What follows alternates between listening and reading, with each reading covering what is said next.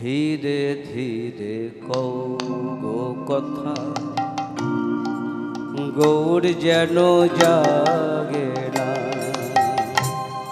ধীরে ধীরে কও গো কথা, গৌর যেন জাগে না। তোমরা ধীরে ধীরে কও গো কথা, গৌর যেন জাগে না। ধীরে ধীরে কও গো কথা, গৌর যেন জাগে না। জাগলে যুগল ভেঙে যাবে, আর তো যুগল হবে না, আর তো যুগল হবে না। ধীরে ধীরে কও গো কথা, গৌর যেন জাগে না। ধীরে ধীরে কও গো কথা, গৌর যেন জাগে না। হে নিশিরে নিশিরে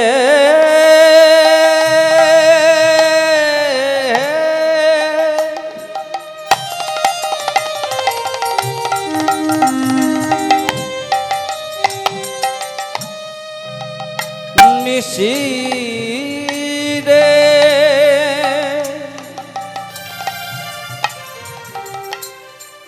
নিশিরে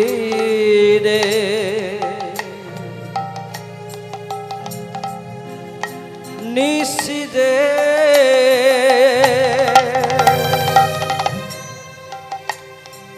নিশিরে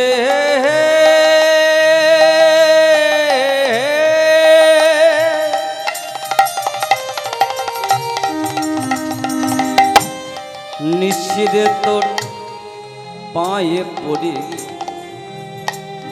আজ নিশি যেন পোহাই না, নিশি যেন পোহাই না। ধীরে ধীরে কও গো কথা, গৌর যেন জাগে না। ধীরে ধীরে কও গো কথা, আমার গৌর যেন জাগে না। ধীরে ধীরে কও গো কথা, গৌর যেন জাগে না। কিন্তু বেলা তো হয়ে যাচ্ছে, জাগাতে তো হবে। তাই আস্তে আস্তে আমার নিতাই চাঁদ এসে মহাপ্রভু এবং গদাধরের কর্ণে ধীরে ধীরে বলতে লাগলেন, ওঠো ও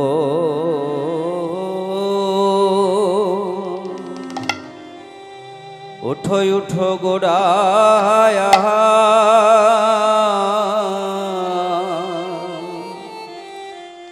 চাঁদ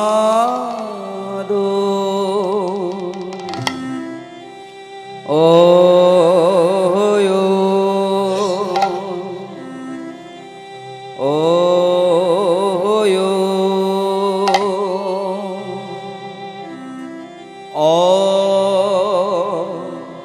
ও হে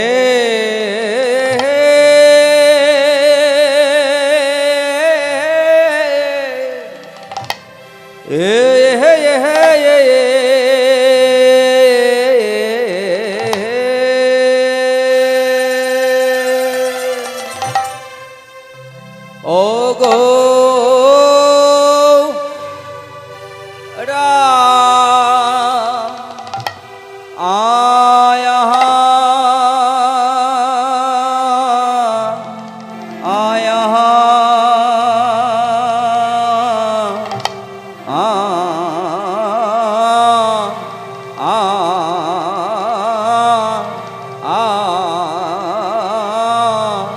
ओ हे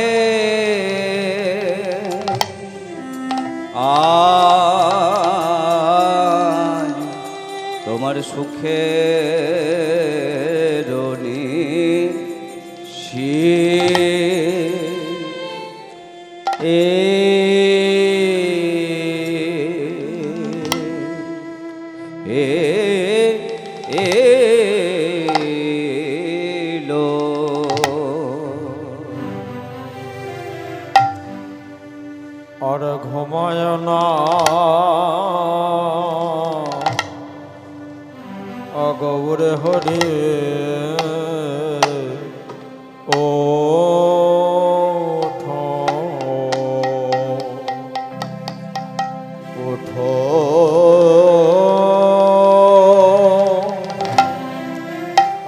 উঠো উঠো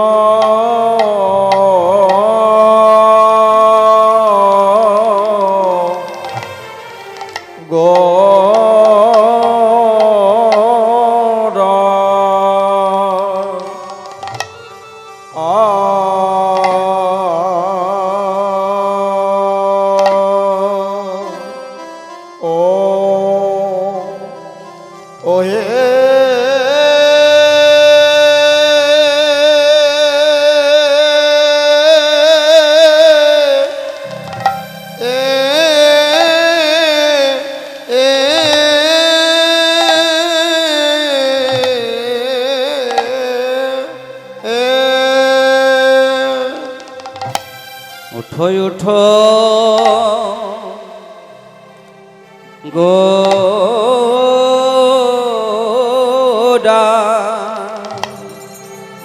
দেখো দেখো তোমার সুখের নিশি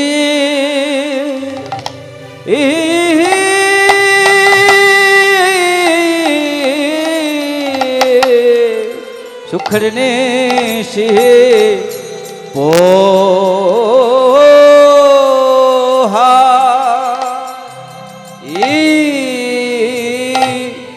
লোগো ও কিয়া মোরি, উঠো উঠো গোড়া চাঁদ মরি মরি মোরে আ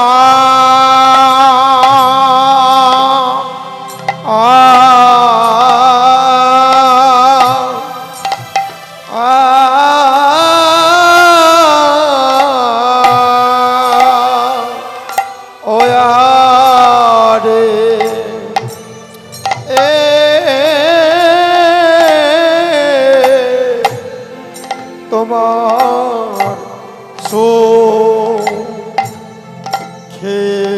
সুখের নিশি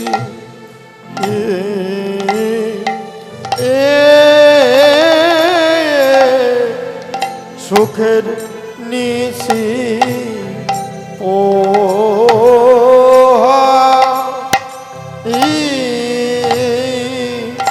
লোরে আহা মোরি ওঠো ওঠো গোরা মরি মরি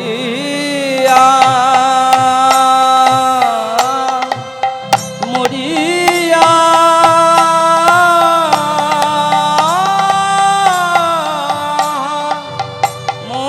মরি রে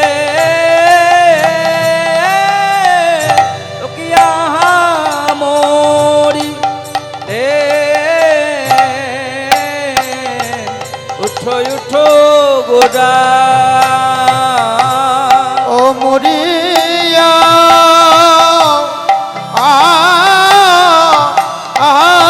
মরে রে মরি রে ওঠো ওঠো গোরা মরিয়া মরি রে লোকিয়া মরি রে, উঠো উঠো গোরা মরিয়া মরি রে মরি রে ওঠো ওঠো গোরা মরিয়া মরি রে লোকিয়া মরি রে, উঠো উঠো গোরা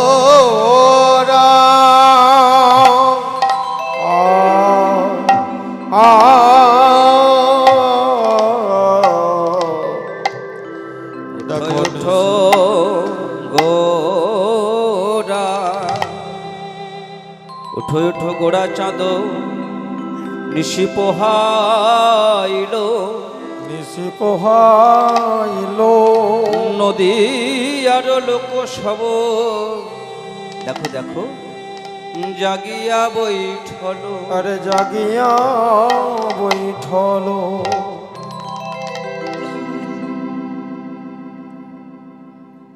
শুধু গৌর ভক্ত মণ্ডলী, আমরা পাতল লীলার অন্তর্গত কুঞ্জ বর্ণন লীলা আস্বাদন করছি। কাল আমাদের যাই হোক, তবুও তথাপি আমরা সকালে রয়েছি যেহেতু আমরা একটু ভৈরবী রাগের উপরে আস্বাদন করব। গমাধা পা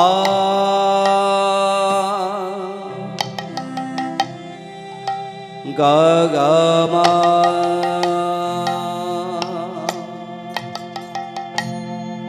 রে সা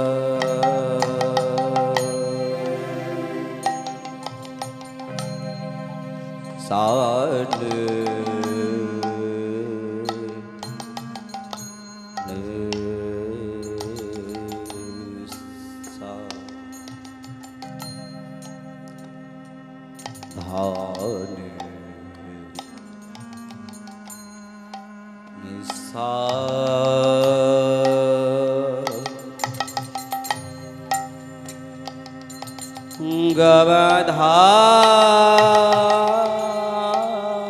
পা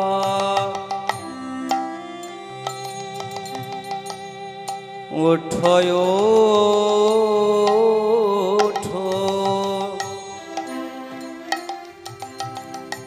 গোরা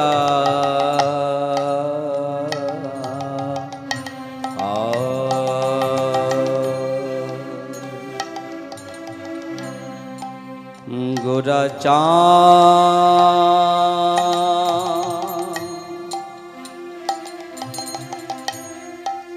আমার গোরা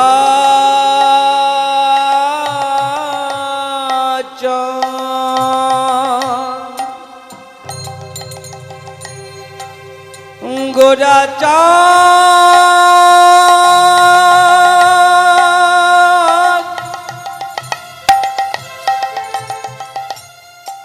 আমার গোরা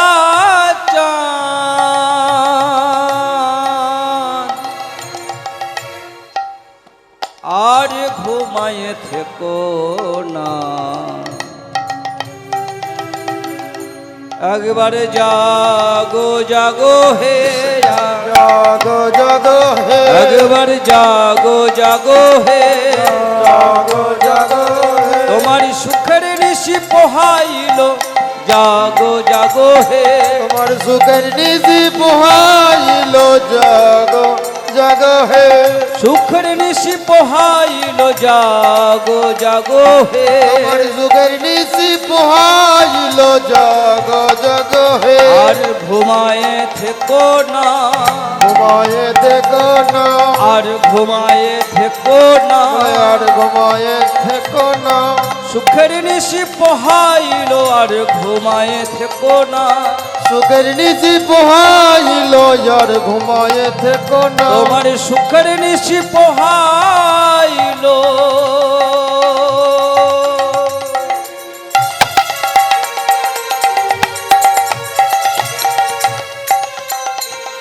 একবার জাগো জাগো গৌর সুন্দর, সুখের নিশি পোহাইল, জাগো গৌর সুন্দর, সুখের নিশি পোহাইল, জাগো গৌর সুন্দর, জাগো নিশি পোহাইল, জাগো হে, সুখের নিশি পোহাইল, সুখের নিশি পোহাইল, জাগো সুখের নিশি পোহাইল, একবার জাগো হে,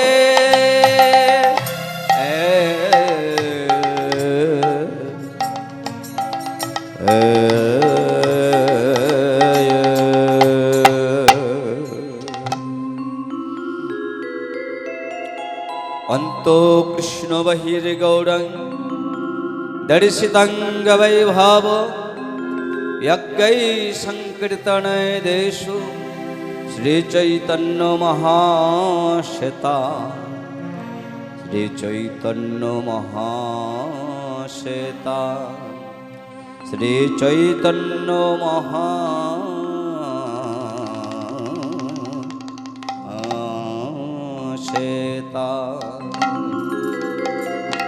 हरि ओम हरि ओम হায় রে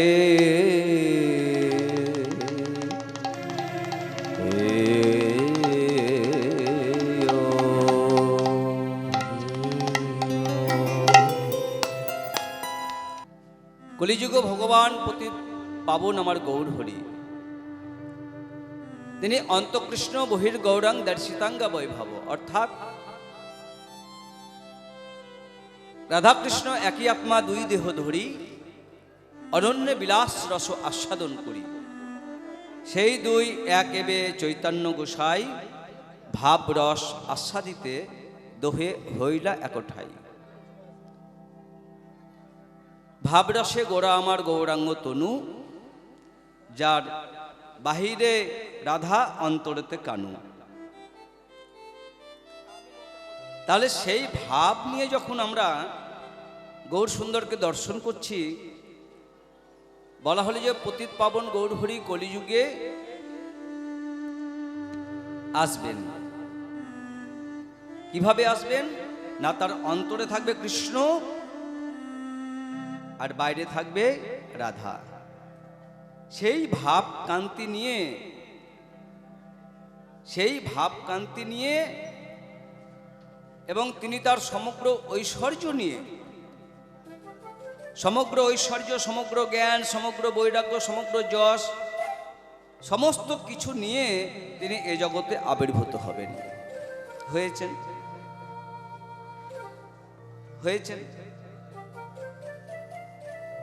এই জগতের অনেক মানুষ নিজেকে ভগবান বলে প্রতিষ্ঠিত করতে চায়, কিন্তু ভগবান হতে গেলে কতগুলো গুণ লাগবে জানে? এই জগতের মানুষ তো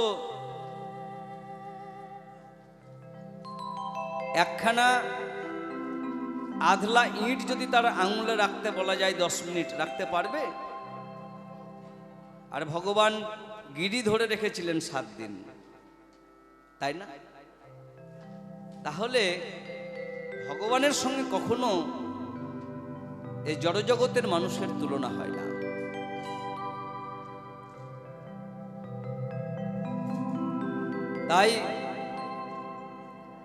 তাই গৌর হরি পতিত পাবন নররূপে এসেছেন মনে হচ্ছে দেখে, কিন্তু তথাপি তিনি মানুষের ন্যায় আচরণ করলেও তার ভক্তবৃন্দরা জানতেন যে তিনি কে। খুব অন্তরঙ্গ ভক্তরা জানতেন। অন্তরঙ্গ ভক্ত লইয়া প্রভু করে রসয়াস্বাদ, বহিরঙ্গ ভক্ত লইয়া প্রভু করে নাম সংকীর্তন।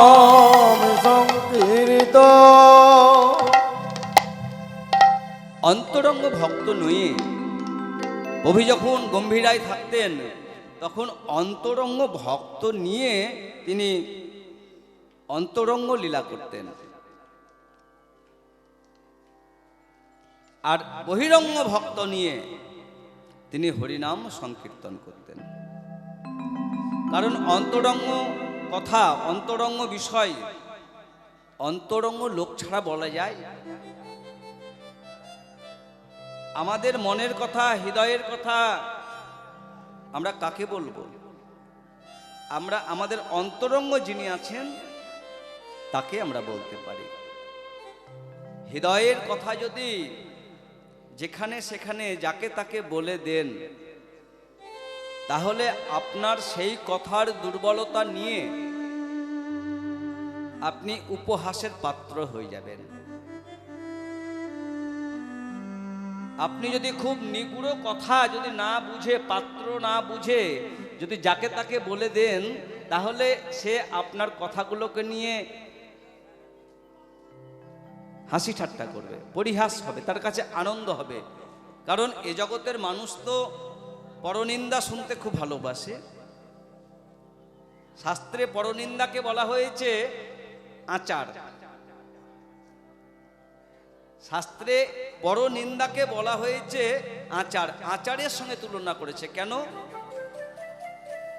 আচার দেখলে দেখবেন জিভে জল চলে আসে, আসে না? আচার দেখলে জিভে জল চলে আসে।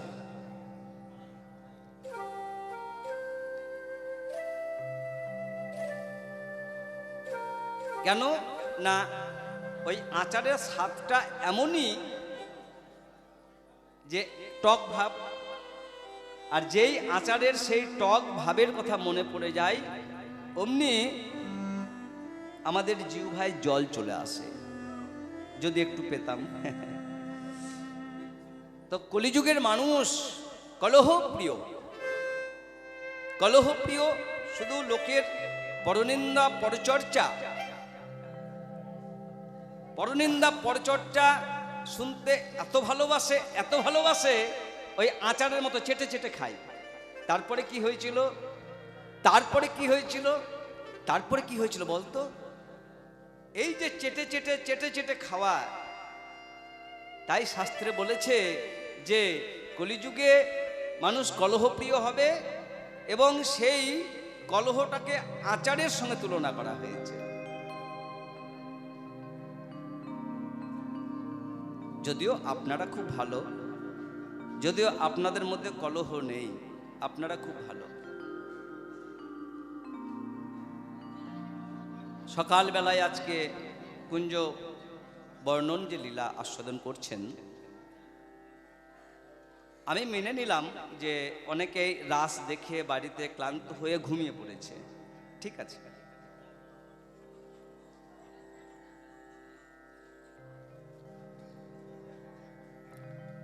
তথাপি তার বাইরেও তো এই গ্রামে আরো লোক আছে, কিন্তু তারা দেখুন আজকেই শেষ, আজকে শেষ পালা, তারপরে ভোগ আরতি হবে। তাহলে শেষ গান, এবছরের মতো শেষ গান, কত লোক হওয়া দরকার, কিন্তু আছে। কিন্তু এইখানে এক্ষুনি একটা ঝামেলা লাগিয়ে দেওয়া হোক, এক্ষুনি ঝামেলা লাগিয়ে দেওয়া হোক। ধরুন আপনার সঙ্গে আমার ঝামেলা লেগে গেল, দেখবেন 1 ঘন্টাও লাগবে না, আধ ঘন্টাও লাগবে না, 10 মিনিট লাগবে না, মুহূর্তের মধ্যে এখানে 100 লোক জড়ো হয়ে যাবে। হবে না? হবে না? এক্ষুনি যদি অশান্তি লেগে যায়, দেখবেন যে 10 মিনিটের মধ্যে এখানে 100 লোক জড়ো হয়ে গেছে। কেন? ওই যে বললাম কলিযুগের মানুষ হচ্ছে কলহপ্রিয়। যেই কলহ লেগে গেল, ঝগড়া লেগে গেল, অমনি মুহূর্তের মধ্যে 100 লোক এসে জড়ো হয়ে যাবে। কি হয়েছে, কি হয়েছে, কি হয়েছে করে শুনতে চাই কি হয়েছে। কিন্তু এত সুন্দর হরিনাম সংকীর্তন হচ্ছে, তাতে কি মানুষ আসছে? তাতে মানুষ আসবে না। শাস্ত্রে বলা হয়েছে কোটিতে গুটি, কোটিতে গুটি। তাহলে এই যে মহাপ্রভু যিনি কলি জীবের জন্য হরিনাম নিয়ে এলেন আর অকাতরে প্রেম দান করলেন, মহাপ্রভু সকালবেলায় উঠে বলে গাই গোরা মধুর স্বরে, গাই মোরা মধুর স্বরে, গাই গোরা মধুর স্বরে। হরে কৃষ্ণ হরে কৃষ্ণ কৃষ্ণ কৃষ্ণ হরে হরে, হরে রাম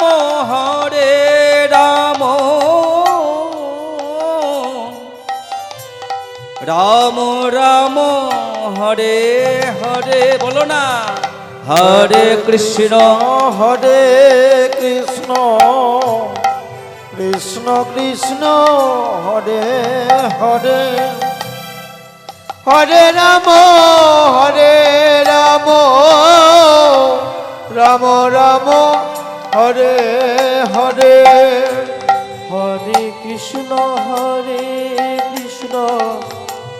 কৃষ্ণ কৃষ্ণ হরে হরে, হরে রাম হরে রাম রাম রাম হরে হরে। পারলাম কি বলতে? আমরা কিন্তু ভালো করে বলতে পারলাম না। কেন জানো? কেন বলতে পারছি না? এত সস্তা এত সহজ জিনিস আমরা তাও ভালো করে বলতে পারছি না। কেন?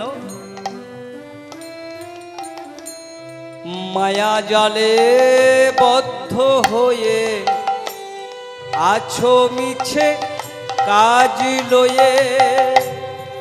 মায়া জালে বদ্ধ হয়ে আছো মিছে কাজ লয়ে। মায়া জালে বদ্ধ হয়ে আছো মিছে কাজ লয়ে। এখনো চেতন পেয়ে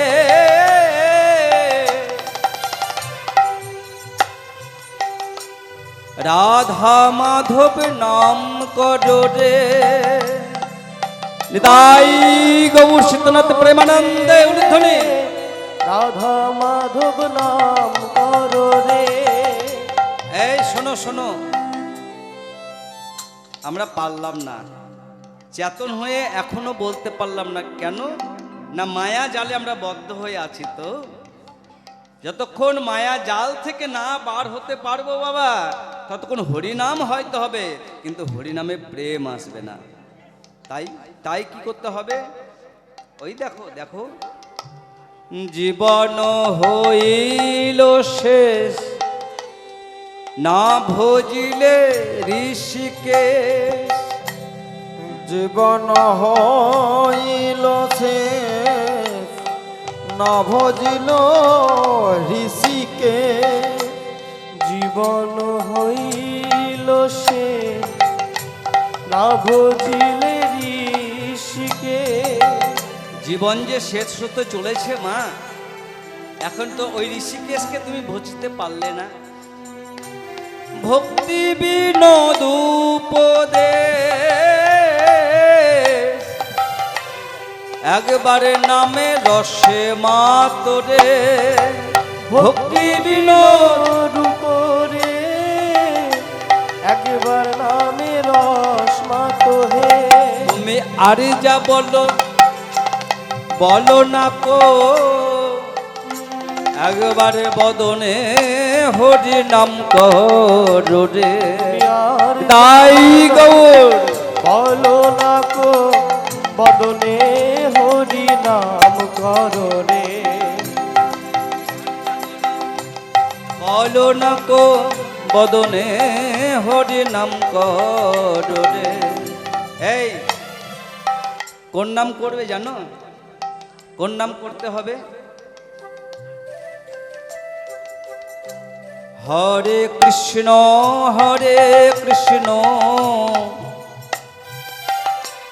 কৃষ্ণ কৃষ্ণ হরে হরে, হরে রাম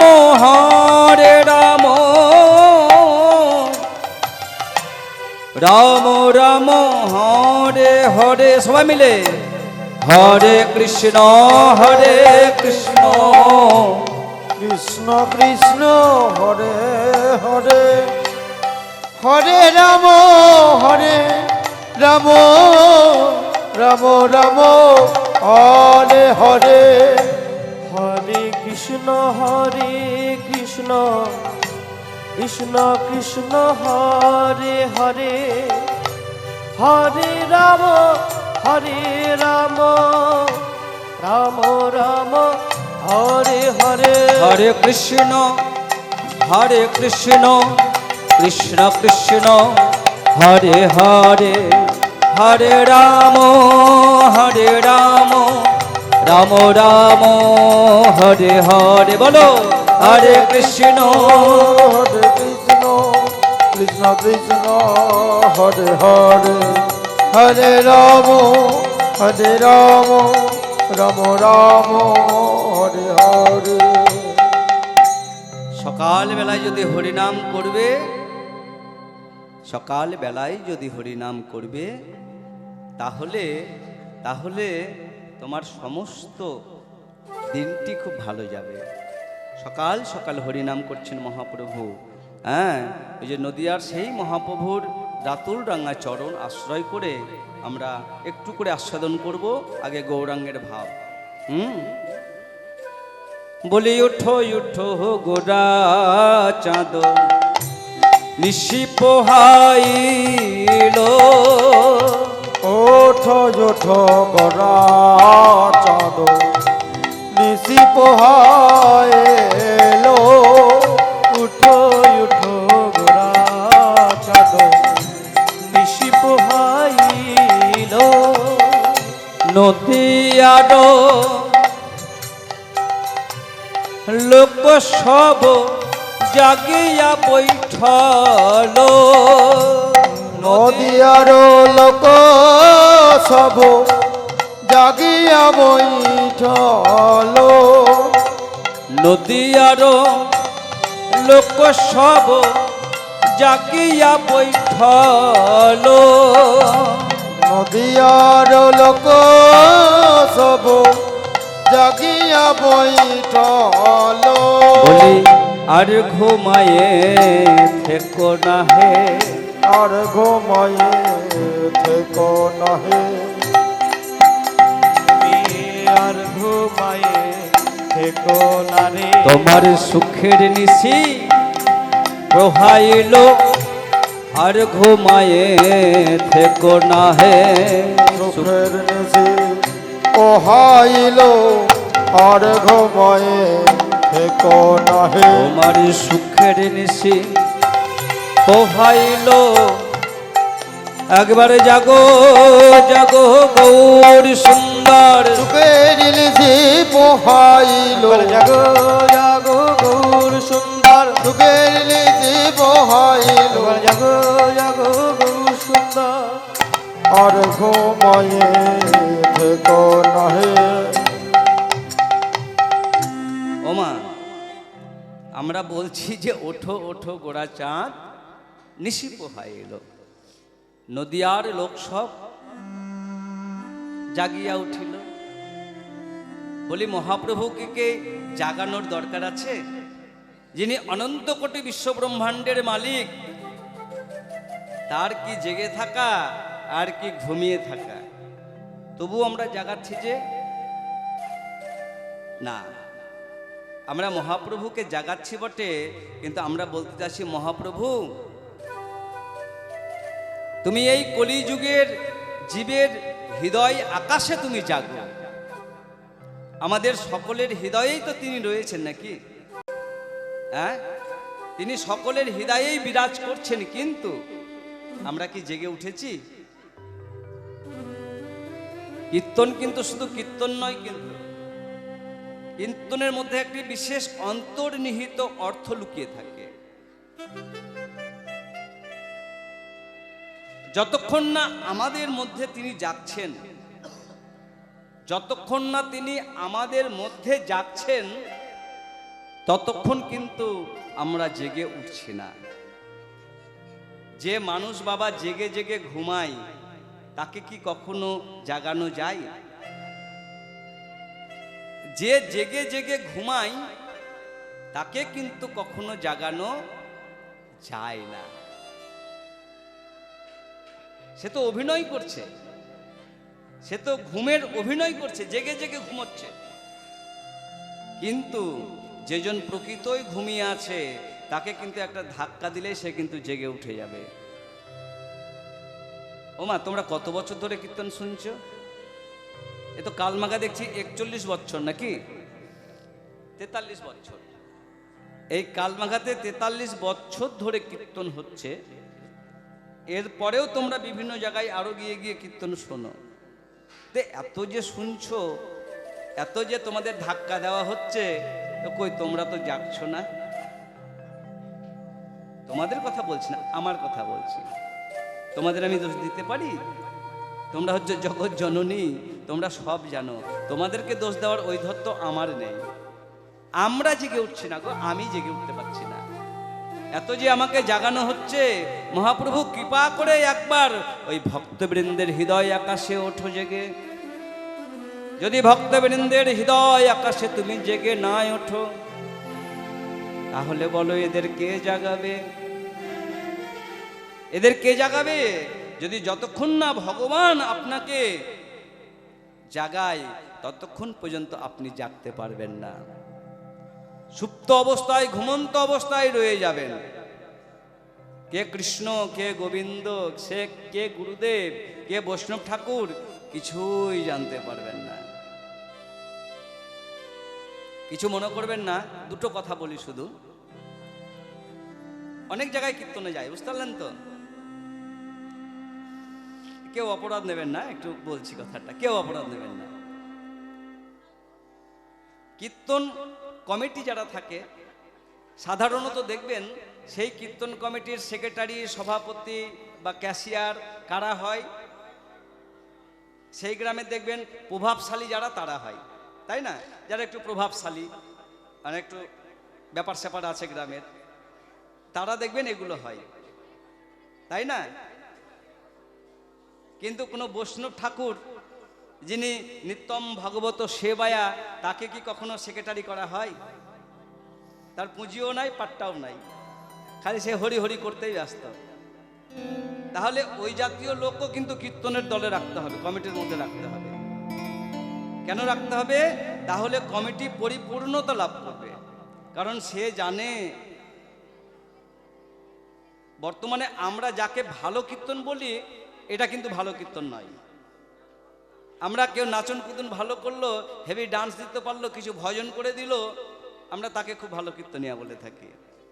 কিন্তু যারা প্রকৃত ভাগবতীয় কথা বলে, তারা কিন্তু বর্তমানে ভালো কীর্তনিয়া নয় কমিটির কাছে। কেন?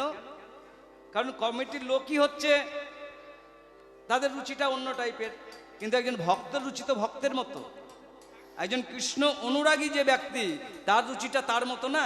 তার রুচির সঙ্গে এর রুচি মিলবে? ও মা, আপনার রুচি আমার রুচি মিলেছে, তাই আপনারা এসেছেন। যাদের রুচি হয়নি তারা আসেনি, তাই না? তাহলে এই যে ভক্তের হৃদয় আকাশে যদি গোবিন্দ কৃপা করে একবার তাদের হৃদয় আকাশে জেগে উঠত ওই সমস্ত মানুষগুলোর, তাহলে কিন্তু নিতাই গৌর সীতানাথ প্রেমানন্দে হরিবোল হরিবোল হতো, তাই না? হ্যাঁ, তো তুমি কৃপা করে একবার তাদের হৃদয় আকাশে জেগে ওঠো। যারা এখনো ওই মায়া জালের মধ্যে আবদ্ধ হয়ে আছে, তাদেরকে তুমি জাগাবে না? গৌরহরি, তুমি জেগে ওঠো, জেগে উঠে তাদেরকে জাগাও। যদি না জাগাও, তাহলে তো এই জগতের মানুষ, তাহলে তো তুমি যে পতিত পাবন গৌরহরি, তোমার নাম তো মিথ্যে হয়ে যাবে। তোমার নাম যে পতিত পাবন, তুমি যে পতিতের গুরুদেব। তুমি তো বলনি যে তুমি ধনীর ব্যক্তি, ধনীরদের গুরুদেব বলেছ। তুমি তো বলনি তুমি দরিদ্রের গুরুদেব। তুমি গুরুরূপী গৌরাঙ্গ হয়ে এসেছো। কেন? পতিত। পতিত মানে যার পতন হয়েছে সেই হচ্ছে পতিত। ও মা, যার চারতলা বাড়ি আছে, তাহলে সে কি পতিত নয়? মাথায় রাখবেন, এই চারতলা পাঁচতলা বাড়ি, ব্যাংক ব্যালেন্স, এগুলো দিয়ে পতিত কি পতিত নয় তার বিচার হয় না। আমরা এখানে সকলেই পতিত।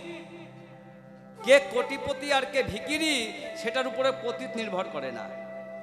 আমরা পতিত বলেই তো এখানে পড়ে রয়েছি গো, নাহলে এটা তো আমাদের জায়গা নয়। এই জায়গাটা আমাদের নয়, আমাদের জন্য এই জায়গা নয়। এই ভূমি আমাদের জন্য নয়, এই পৃথিবী আমাদের জন্য নয়। এই পৃথিবীকে বলা হয়েছে দুঃখালয়ম আশ্বাসতম, অর্থাৎ এটিকে বলা হচ্ছে দুঃখের ঘর। দুঃখের ঘরে এসেছেন, আপনি দুঃখ পাবেন নাকি? দুঃখের ঘরে এসে কেউ যদি সুখের আশা করে, তাহলে হবে? হবে? দুঃখের ঘরে এসেছেন মানে আপনি দুঃখ পাবেন। যদি কখনো সুখ পেয়ে যান, মাথায় রাখবেন ওটা বোনাস, ওটা পাওনা ছিল না, হয়তো কোথাও একটু ছিল তাই পেয়ে গেছি। নাহলে দুঃখ প্রতিনিয়ত আপনার সঙ্গে বহন করছেন। দুঃখের উৎপত্তি কোথা থেকে? কামনা বাসনা থেকে দুঃখের উৎপত্তি। কামনা বাসনা, জীবের কামনা বাসনা যত বেশি হবে সেই জীবের দুঃখ তত বেশি হবে। চেয়েছিলাম বড় একটা বাড়ি হোক, হলো না, দুঃখ। কি গো, তাই তো নাকি? চেয়েছিলাম সুন্দর একটা স্ত্রী হোক, পেলাম না, দুঃখ। তাহলে জীবের কামনা বাসনা যার যত বেশি, তার দুঃখটাও কিন্তু তত বেশি। তাই কেউ যদি কামনা বাসনা বর্জন করে, সাধুদের কোনো কামনা বাসনা আছে? ও মা, সাধুদের কোনো কামনা বাসনা আছে? নেই না? কিন্তু বর্তমান সাধুদের দিকে তাকিয়ে দেখুন, বর্তমান সাধুদের দিকে তাকিয়ে দেখুন তাদের কামনা বাসনা। তারা ফোন করে আগেই বলছে 60,000 টাকা দিলে গান করতে যাব, আবার তারা সাধু হয়েছে। তাহলে কামনা কোন স্তরে রয়েছে? যারা সাধু নয় তাদের কামনা বাসনা থাকবে, যারা সাধু নয় তাদের কামনা বাসনা থাকবে। কিন্তু যারা সাধু তাদের তো কামনা বাসনা না থাকার কথা। মানে কামনা বাসনা না থাকার কথা মানে কামনা বাসনা থাকবে না তা নয়, থাকবে, কিন্তু কামনা বাসনা থাকবে কৃষ্ণের প্রতি, কামনা বাসনা থাকবে বৈষ্ণব চরণ ধূলির প্রতি, কামনা বাসনা থাকবে সাধু সঙ্গের প্রতি। কিন্তু ওই অর্থের প্রতি কামনা বাসনা, ওই জাগতিক বিষয়ের প্রতি বাসনা ও কিন্তু থাকবে না। যদি থাকে তাহলে জানবেন সাধু না, সাধু সেজে ঘুরে বেড়াচ্ছে, তাই না? একটি সাধুর কতটুকু প্রয়োজন? তাহলে একটা ছোট্ট একটা ঘটনা শোনাই আপনাদের। এক সাধু কি করেছে, সে গুরুদেবের কাছে গেছে। গুরুদেবের কাছে গিয়ে বলছে, গুরুদেব, আমি আপনার কাছে সেবা করতে চাই। গুরুদেব বলছে, বেশ, সেবা যখন করবে থাকো, ধামে থাকো, ধামের কাজকাম করো আর থাকো। এইভাবে দিন যায়, রাত যায়, বছর যায়, কাল যায়। কিন্তু সেই সাধু ভেবে, মানে যে গেছিল সে ভেবেছিল আমিও আস্তে আস্তে বড় একজন শ্রী গুরুদেব হয়ে যাব, বৈষ্ণব হয়ে যাব, বড় ঠাকুর হয়ে যাব। কিন্তু আমাকে দিয়ে তো গুরুদেব শুধু জলই টানাচ্ছে। কিছুদিন পরে থাকলো, গুরুদেব আমি চললাম। গুরুদেব বলছে, কোথায় যাচ্ছিস? বলে, যেদিকে চোখ যায় সেদিকে চলে যাব, আপনার কাছে থাকবো না। তো অন্তর্বাস পড়ে, সাধুরা তো অন্তর্বাস পড়ে, অন্তর্বাস পড়ে গায়ে একটা রামাবলী নিয়ে বেরিয়ে গেল। গুরুদেব বললেন, এই যে যাচ্ছিস দিন পরে, ওই কুটিরের মধ্যে একটি ইঁদুর, সেই ইঁদুর কি করেছে, সে যখন স্নান করে ওই বহির্বাসটা খুলে কেচে কুচে দিয়ে রৌদ্র দেয়, রাখে, আবার পরের দিন ওইটা পরে। সেই ইঁদুর কি করেছে না, তার বহির্বাসটা কেটে দিয়েছে, এই অন্তর্বাসটা কেটে দিয়েছে। এবার যখন অন্তর্বাস কেটে দিয়েছে, ছিঁড়ে গেছে, আর কি পড়বে সে? মনে মনে প্রচন্ড রাগ হয়েছে।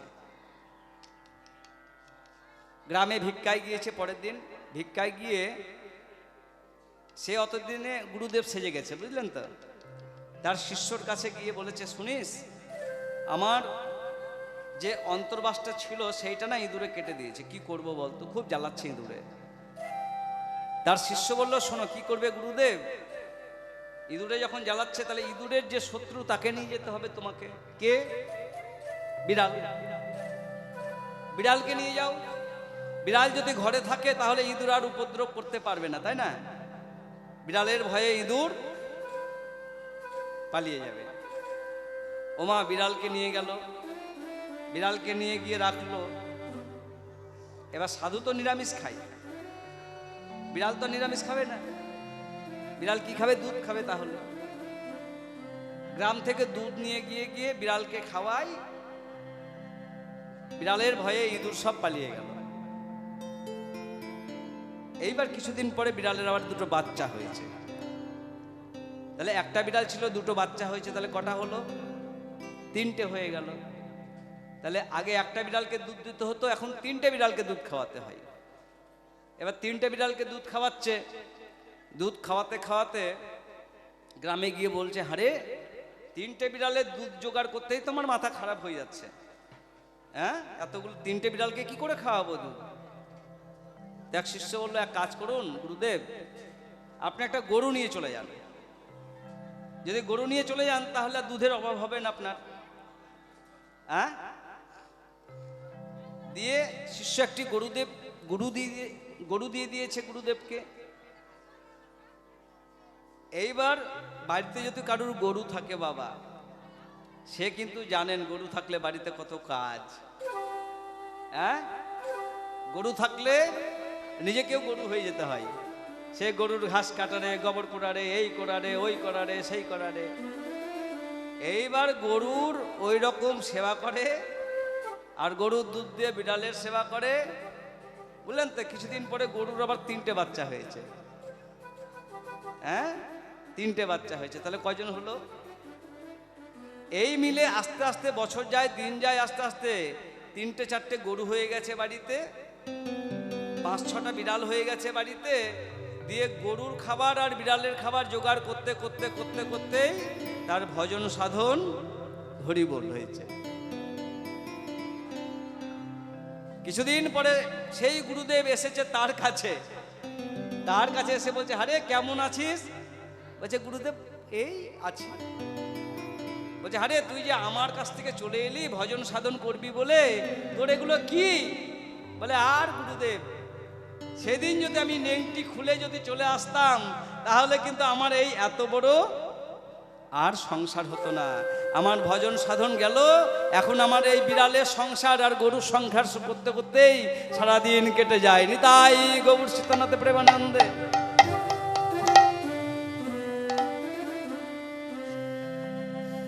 তাহলে এই যে জাগতিক বাসনা দেখুন, ছোট্ট একটা বাসনা ছিল কিসে?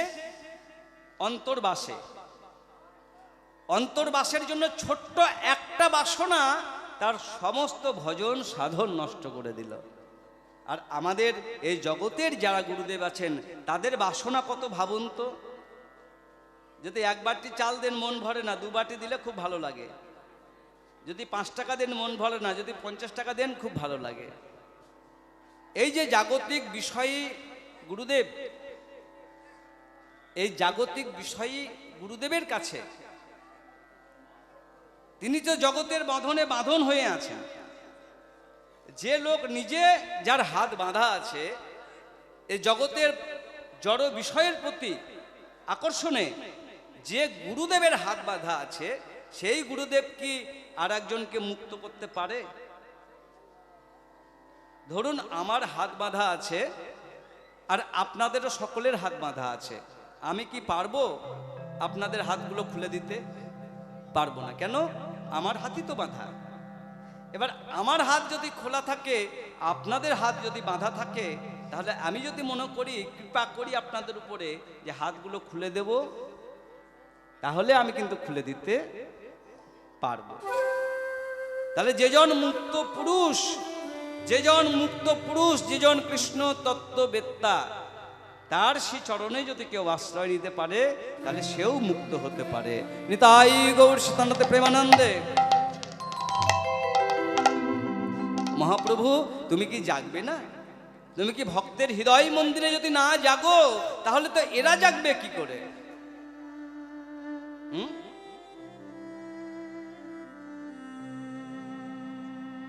তো এরা জাগবে কি করে?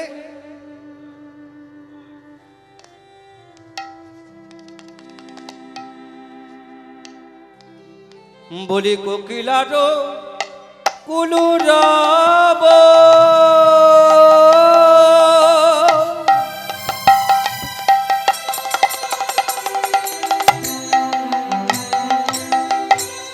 সুবলিত ধ্বনি, কোকিলা কো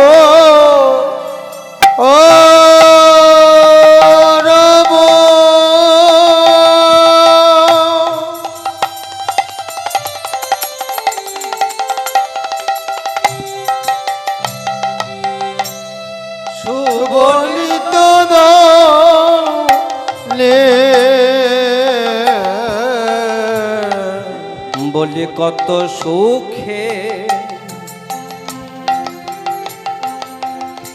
নিদ্রা যাও হে আমার গোরা দিজ মনি মনি রে কত সুখে নিদ্রা যাহে গোরা দিজ মনে। তুমি কত সুখে নিদ্রা যাও হে গোরা দিজ মনি। শুধু তাই নয়, ওই দেখো অরুণোদয় ভেল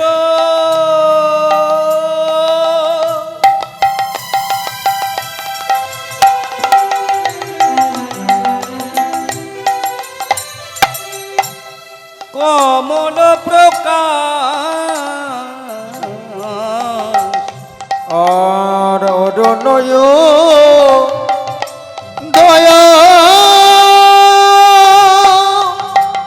ভেল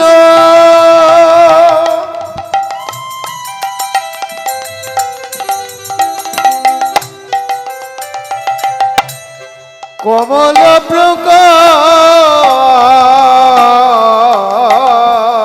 শুধু তাই নয়,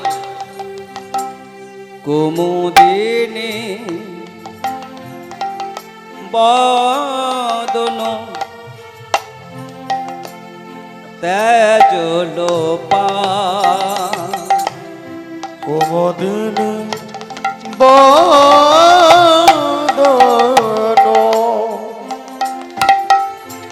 তেজল তখন বাসুদেব ঘোষে কহে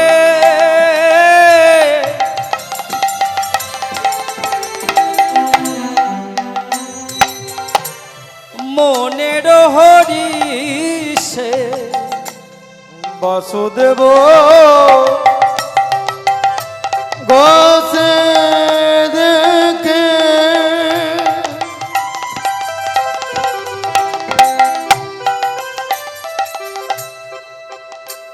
আজ মনের হরি সে বলি কত নিদ্রা যাও গোরা প্রেমের আলিশে। অত নিদ্রা যাও প্রেমের আলিশে। একেবারে জাগো জাগো গৌর সুন্দর, জাগো জাগো গৌর সুন্দর। জাগো জাগো গৌর সুন্দর। ভক্তের হৃদাকাশে ভক্তের হৃদাকাশে জাগো জাগো একবারে জাগো জাগো গৌর সুন্দর। হৃদাকাশে জাগো জাগো একবারে জাগো জাগো গৌর সুন্দর। ভক্তের হৃদাকাশে জাগো জাগো বলিও হে আমার গৌর সুন্দর। কাছে জাগো জাগো আমার গৌর সুন্দর। ভক্তের হৃদাকাশে জাগো জাগো ওহে আমার গৌর সুন্দর। গৌর সুন্দর জেগে উঠলেন।